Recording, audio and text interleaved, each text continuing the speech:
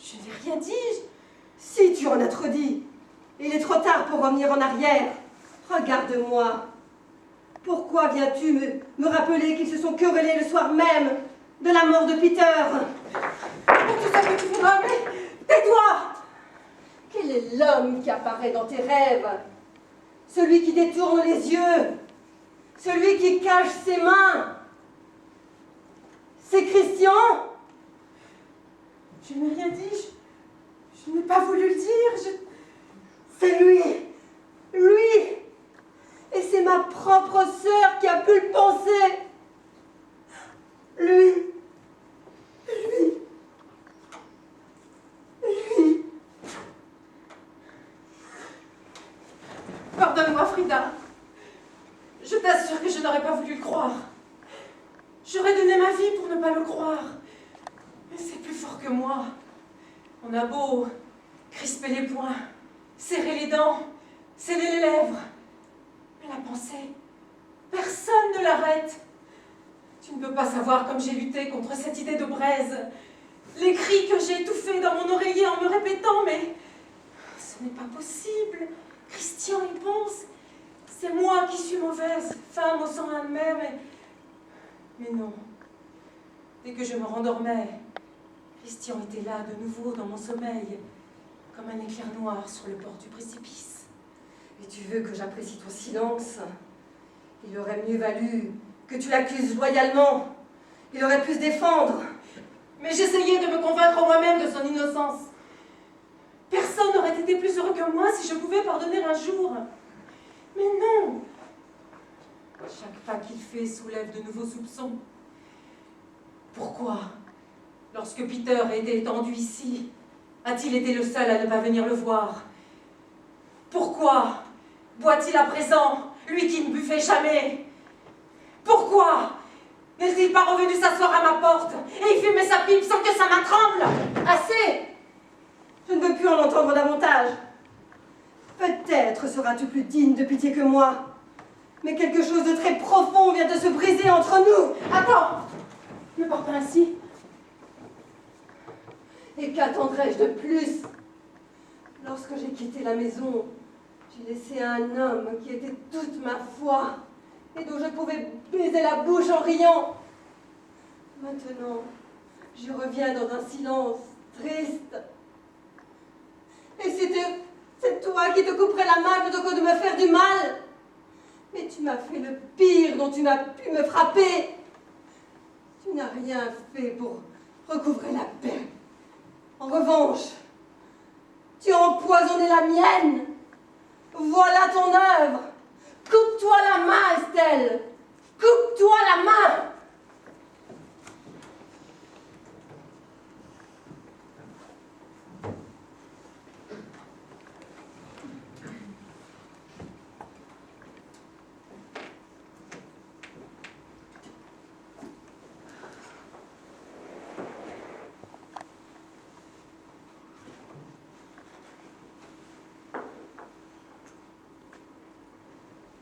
Les cuivres brillent comme des soleils. Il pourrait nous trouver pauvres, ça oui, mais propres comme un sous-neuf.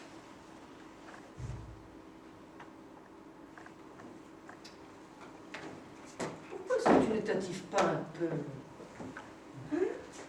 Regarde, là-bas dans le coffre, il y a un grand foulard de soie et puis un flacon de parfum. Mais pour qui vais-je m'attifer? Je suis pas bien ainsi. Oh, je ne dis pas ça, ma chérie. Comme femme, tu n'as rien à envier à personne. Moi-même, tu sais, quand j'avais ton âge, je n'étais pas plus belle fille. Mais les hommes font attention à tout. Et puis surtout les étrangers, qui portent sur nous un regard tout neuf. Et celui-ci, il a dû voir plein de choses, des pays, des voyages, des gens qui vont, des gens qui viennent. Cette visite te rend bien nerveuse. Nerveuse? C'est peu dire. J'ai des frissons des pieds à la tête. Je le vois bien, mais pourquoi? Pourquoi? Après une telle solitude, pensez que par cette porte-là va entrer un inconnu qui vient de loin. Entendre à nouveau dans cette maison des pas d'homme et puis une voix. Ma voix ne te suffit pas? Oh, Qu'est-ce que vaut la conversation de deux femmes, ma chérie? C'est comme la pluie sur la mer. Et puis tu sais, un homme, c'est un homme. Quand on l'a près de soi, même les murs semblent plus solides. Et s'il ne te regarde pas, tu ne te rends même pas compte que tu es une femme. Et puis, dans les maisons où vivent les femmes, et où vivent les hommes, il y a une odeur de bon tabac et de sommeil tranquille. Oh, maman! C'est cette maison, venez. Je vous en prie, entrez. Estelle Anderson, la maman. Lui, je ne sais pas son nom. Richard. Jordan Richard. Comme vous voyez, monsieur non plus n'est pas bavard. Alors pour ma part, c'est réglé. Merci, Marco. Soir. Ah, bonsoir. Richard Jordan, mais je ne me souviens pas avoir entendu ce nom. Oh, mais ce n'est pas étonnant. Quand Peter rentrait de ses voyages, il parlait des arbres, des bateaux, des grandes cheminées, mais des gens presque pas. Il préférait parler des choses que des hommes. Vous avez été son ami? Oh, Amis, ce n'est pas le mot. Je l'ai connu seulement un moment, il y a longtemps. Il chantait une chanson. Mais ce fut tellement important dans ma vie que je ne l'oublierai jamais. C'est ce souvenir qui m'amène ici. Merci pour ce bon souvenir. Vous avez fait ce voyage pour le voir, mais vous ne savez donc pas que... Si, je le sais. Mais j'étais attiré par le désir de connaître son village, les choses qui lui ont appartenu, les gens qu'il aimait. Les choses, mais c'est bien peu. Ces 4 murs et une barque amarrée dans le port. Les gens qu'il aimait, tout le village, et nous. Comment est-ce que vous pouvez vous le rappeler aussi bien si vous l'avez connu un instant à peine? Il y a des instants qui valent une vie. Ah. Et celui-là en fut un. Ma fortune, mon malheur, dépendait d'une signature. Et le nom de Peter Anderson décida mon destin. Ce que je n'imaginais pas alors, c'est que la fortune et le malheur ne faisaient qu'un. Et l'a-t-il su, lui? Il ne pouvait pas le savoir. Mais ce qui est sûr, c'est que je lui dois tout ce que j'ai. Et même si c'était possible, tout est bien peu à mes yeux pour payer cette dette. Ce qui manque dans cette maison, aucun argent ne peut payer. Je le craignais. J'étais 100 fois sur point de faire le voyage, et 100 fois je l'ai abandonné, de crainte qu'il ne fût inutile. Oh, ça non. Qu'est-ce que vous veniez chercher ici, monsieur? Un ami? Eh bien, voici deux. Vous croyez nous devoir quelque chose, mais vous savez, en venant ici, vous nous avez largement payé. Qu'est-ce qu'il aurait dit, Peter, s'il avait été là? Hein? Il n'avait qu'une seule phrase pour ceux qui venaient vers lui. Voici ma table, mon tabac et ma maison. Tout est à vous. Ne vous hâtez pas d'offrir. Savez-vous seulement si je le mérite? Mais on n'interroge pas celui qui vient de loin pour lui donner. Pour recevoir, oui. C'est ce que les vieux nous ont appris. Merci, madame. Madame. Oh, Estelle, comme tu as entendu, comme ces gens du Sud savent bien dire, madame. Je vous en prie, débarrassez-vous. Ah si, Estelle, tiens. Et puis asseyez-vous parce que debout, il me semble que vous alliez partir tout de suite. Vous n'êtes pas fatigué du voyage? Oh, j'ai l'habitude, vous savez. Et le bateau repart quand? Demain, à l'aube. Ah, si tôt. Ah, mais alors ce soir, vous soupez avec nous. Oh non, non, ne me dites pas que non. Vous voulez peut-être boire quelque chose. Je puis apporter une cruche de bière, si vous voulez. Je n'ai pas soif. Et froid, est-ce que vous voulez qu'on allume le feu? Non plus, ne vous dérangez pas. Vous n'êtes pas fatigué, vous n'avez pas soif, vous n'avez pas froid. Vous devez avoir besoin de quelque chose, hein, Estelle? Tous les gens ont toujours besoin de quelque chose. Mais ne le prenez pas mal. Maman voudrait que le monde entier ait soif pour lui donner à boire, et froid pour allumer le feu. C'est sa façon d'être heureuse. En moins de 2, le souper sera prêt. Il n'y a que des pommes de terre et des harengs, c'est vrai. Mais en abondance, et puis pas fumé, comme chez vous. Frais. Hein, tout frais. De la mer à la poêle. Ah, vous aimez le hareng? Non, ne vous inquiétez pas de moi. Près de vous, je sens que je finirai par tout aimer. Merci. Merci à moi. C'est à vous, brave homme, qu'il faudrait le dire, et ne fût-ce qu'un soir. Ajoute vite une assiette, Estelle. Vous ne pouvez pas savoir comme une table est triste quand il n'y a que 2 couverts et que l'un d'eux est celui de la maman.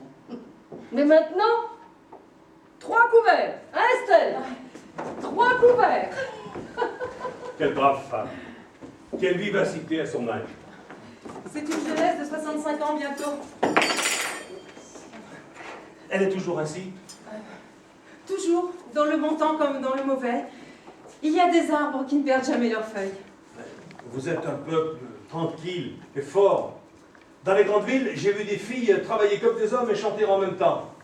Toutes avaient un sourire clair et des mouchoirs qu'on salue. Toutes avaient les yeux bleus. C'est de temps regarder la mer. Le pays vous plaît-il?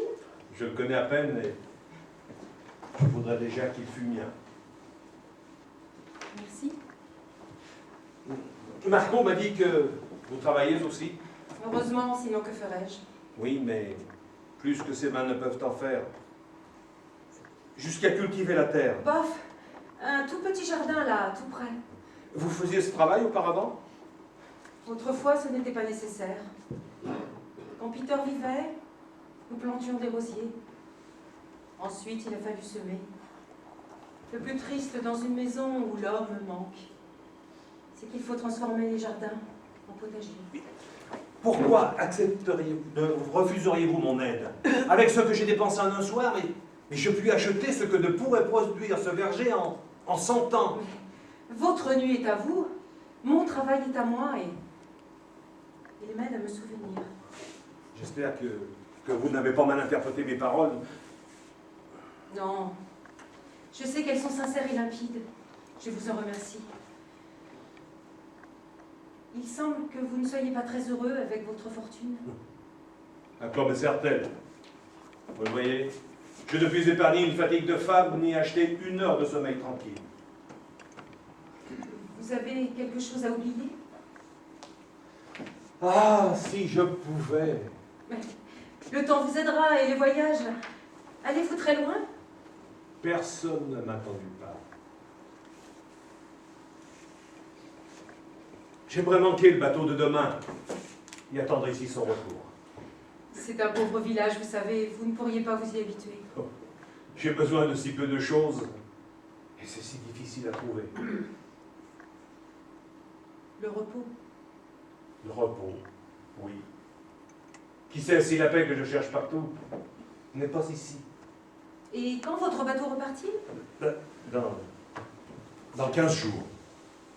Alors, s'il vous suffit d'une table en bois blanc et d'une fenêtre sur la mer, il y a bien là-haut une pièce vide. Chez vous? Et c'est vous, Estelle Anderson? Vous qui me ferez votre toit? Je tâche toujours de faire ce qu'il aurait fait, lui. Pourquoi baissez-vous les yeux? Je ne sais pas, le manque d'habitude. Je viens d'un pays où tout se fait pour de l'argent, même le plus lâche des crimes. Là-bas, tout inconnu est regardé comme un ennemi possible. En revanche, vous ne me demandez pas qui je suis, ni d'où je viens pour m'ouvrir votre porte. Comprenez-vous pourquoi je baisse les yeux? Ce sont 30 ans de honte qui me montent au visage. N'y pensez plus. Je regrette de ne pas vous offrir grand-chose. Vous avez toujours été riche? Toujours, non. Tout enfant, j'ai su ce qu'était la faim. Et je commence à recouvrer la mémoire. Alors, tout sera plus facile. Oui, mais ma pauvreté n'était pas volontaire comme la vôtre.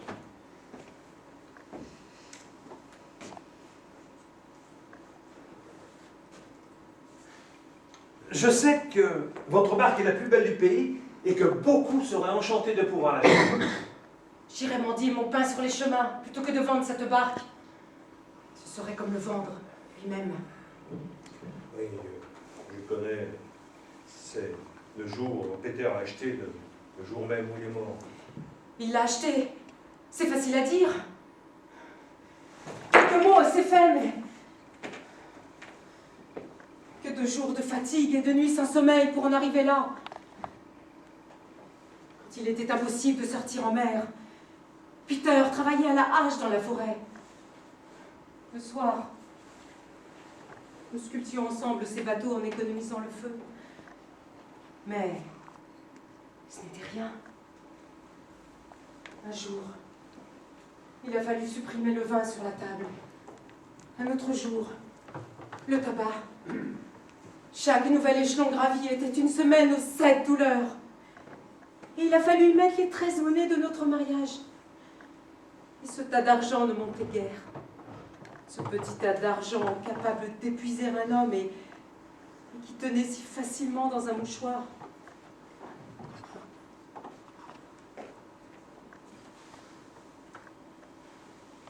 Enfin, le grand jour est arrivé.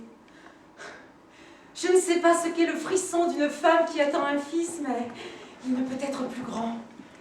Peter descendit jusqu'au port avec sa chemise propre.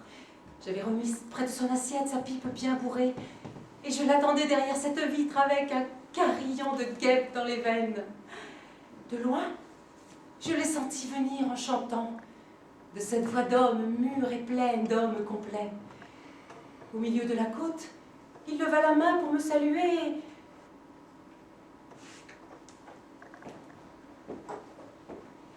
Soudain, là même,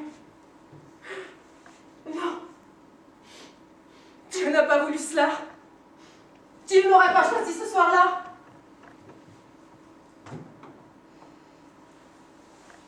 Excusez-moi, je n'aurais pas dû rappeler ces choses.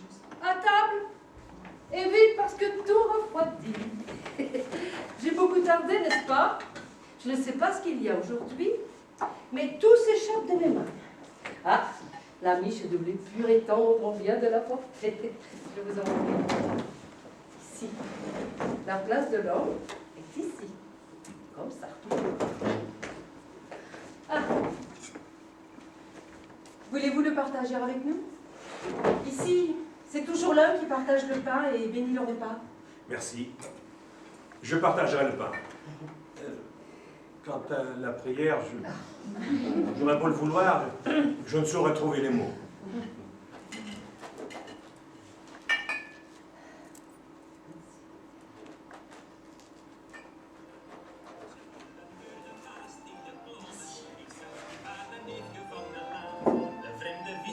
Cette chanson, maman, cette chanson.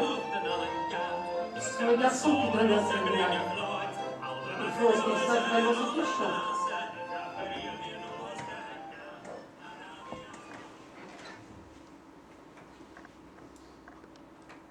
Seigneur, bénis la hache du bûcheron dans la forêt. Bénis sur la mer le filet du pêcheur. Fais qu'à notre table, le pain et les poissons ne manquent point, comme le fit ton Fils sur la montagne du miracle. Donne-nous la paix dans le sommeil et le travail. Et si quelqu'un nous a fait du mal, pardonne-nous, Seigneur, comme nous lui pardonnons. Comme nous lui pardonnons. Non, ce n'est pas vrai. Je n'ai pas pardonné. Je ne puis pardonner. Je ne puis pas. Ze lopen door de Maas die geklommen. Ik zag van vader niet gevonden land. De vreemde vis kwam rond het schip gezwommen. Lang duurde gewoon.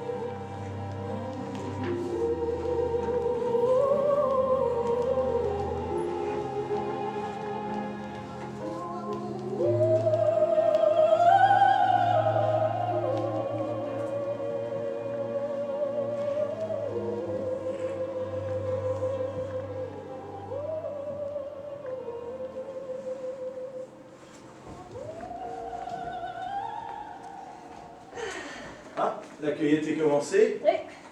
Les premiers haricots verts de la saison. Comme c'est bon de les voir recevoir le soleil. Oh, ce soleil, comme c'est bon de le retrouver, hein. La brume n'est pas mal non plus, elle est plus tranquille. Tranquillité, tranquillité, que veut davantage encore? Mais toi, tu es né assis et tu mourras. Hein.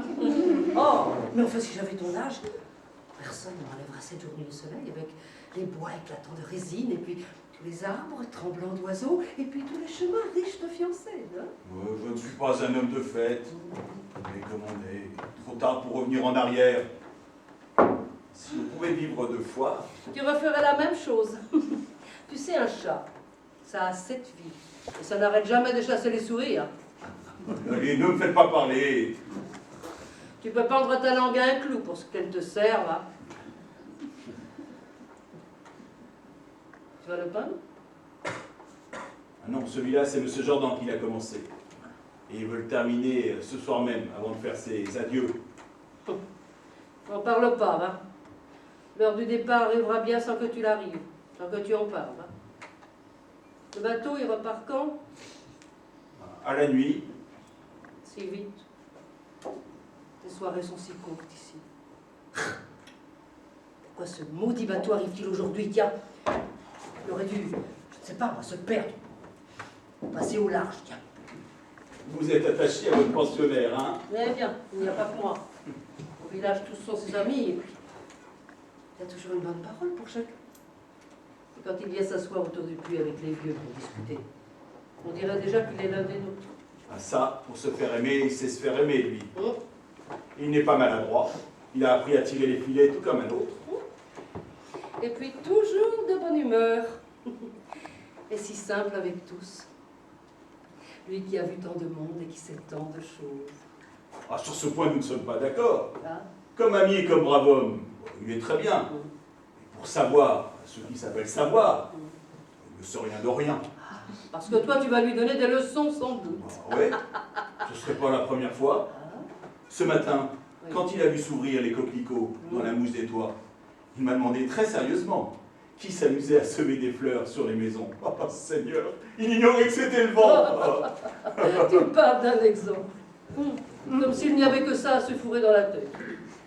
Ça, il connaît bien les écoles et les livres, mais il ne sait pas distinguer un boulot d'un frêne, ni prévoir s'il y aura de l'orage par le vol des mouettes, ni même juger de l'arrivée de la nuit par l'inclinaison de l'herbe. Et pour savoir l'heure, il lui faut regarder sa montre. C'est ça la science? Le savant, c'est la montre, pas lui. Mais ça, ce sont des choses de chez nous. Chacun connaît celle de son pays, voyons. Ouais, bien, laissez-le la nuit dans la forêt, et vous verrez s'il est capable de se guider par les étoiles. Il n'y a donc pas d'étoiles non plus dans son pays? Ah, ce ne sont peut-être pas les mêmes. Pas les mêmes, pas les mêmes. Pourquoi? Il y en a d'autres? Oh, mais c'est une façon de parler, c'est tout. Les étoiles, personne ne les fait bouger. Celui qui a cloué la polaire là-haut, c'est bien ce dont les pêcheurs ont besoin. Quelle force à ce soleil depuis si longtemps. Il nous étourdit, comme s'il nous fouettait à travers les arbres. Mais dis donc, tu es toute seule? Richard ne va pas tarder. Ah. Il devait descendre jusqu'au port. Oh, qu'est-ce que tu nous apportes là? Des myrtilles. Oh, il y a des myrtilles. Oh, mais... La bruyère en est pleine. Mais il faut se mettre à genoux pour les ramasser, car elles se cachent sous les feuilles comme des fraises effrayées. Et Richard les aime? Connais-tu ici des choses qu'il n'aime pas? Il est comme un aveugle qui découvre le monde. La première fois qu'il a vu un arc-en-ciel la nuit, il a cru au miracle. Et tout à l'heure, en mangeant des myrtilles, il riait, le visage tout parplué de jus violet, comme les gosses. Descendez jusqu'au port avec lui, Marco. Il peut avoir besoin de lui. J'y vais. Tiens, Garde-t-il. pourquoi est-ce qu'il est descendu si tôt? Une question, Estelle. Hein? Oui? Monsieur Jordan, Oui. il savait que c'était des myrtilles? Non, pourquoi? Non, pour rien. Simple curiosité. Bon, alors je disais, pourquoi il est descendu si tôt? Pour régler son passage et dire adieu aux amis. Son départ ne va pas tarder. Son départ. Maudit soit le jour qui inventa ce mot. Les gens devraient toujours arriver et ne jamais partir. C'était fatal. Tu le savais depuis le premier jour. Ah, mais je sais aussi depuis le premier jour que je dois mourir, ma chérie. Mais ça ne sera pas une consolation pour moi quand arrivera mon heure. Ça. Tu t'y habitueras de nouveau. Ah oui. 2 semaines, c'est bien peu pour changer toute une vie. Ah oui. Ces 2 semaines ont été bien remplies. Tu voudrais sans doute que je le voie partir en agitant mon mouchoir et en lui criant « Bon voyage !» C'est tout, pas plus. Si tu ressens quelque chose de plus, je te demande juste de te taire. Les hommes vont et viennent et nous les femmes nous restons. C'est notre destin. Et toi, tu vas me dire que tu es contente, sans doute. Assez, maman! La vie de Richard est là-bas et la nôtre est ici et ça vaut mieux pour tous. Mais je ne dis pas qu'il reste, enfin, je sais bien que ce n'est pas possible. Mais enfin, de là à ne pas le regretter. Tiens, on ne devrait s'attacher qu'aux arbres. Eux, au moins, ils ne bougent pas d'ici. Quand il est arrivé, on aurait dit que toutes les fenêtres s'ouvraient dans toute la maison. Toi-même, d'ailleurs, tu commençais à le voir avec d'autres yeux. Hein?